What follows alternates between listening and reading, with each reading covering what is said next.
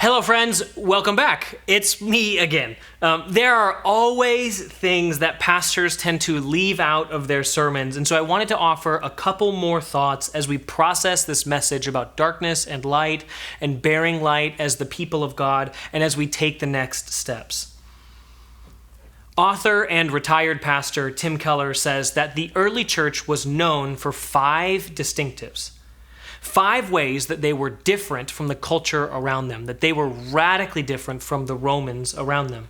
He says that they were known for, number 1, being committed to the sanctity of life because they were the ones who would adopt babies that the Romans tried to kill in exposure. The second thing is that the early church was known for having a countercultural sexual ethic, in that the men would respect their wives and they would only have a coupling of one husband and one wife, and the radical thing was that they would actually remain faithful. The third distinctive of the early church was they were known for forgiveness and reconciliation. If someone had wronged them or they wronged somebody else, neither party in the church would seek retribution, eye for an eye type justice, but instead they radically forgave one another, knowing that Jesus had forgiven them. And the fourth thing is that they were known for generosity and caring for the poor, that all over the New Testament you see the church caring for the widow and the orphan. And the fifth thing that the early church was known for was for being racially and ethnically diverse.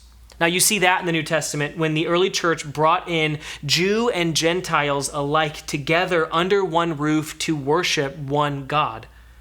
Now, Tim Keller points out that each of these 5 were crucial for the early church. And he notes that the first 2, the sanctity of life and the countercultural sexual ethic, are true of the political right. They're true of what we typically associate with the Republican platform. While the last 2 that were known for generosity and care for the poor and then racial and ethnic diversity, they are typically associated as values of the political left. But the one in the middle, the value of forgiveness and reconciliation, is not necessarily true of either. And here's what he says. If you drop some of any of these 5, you won't change the world.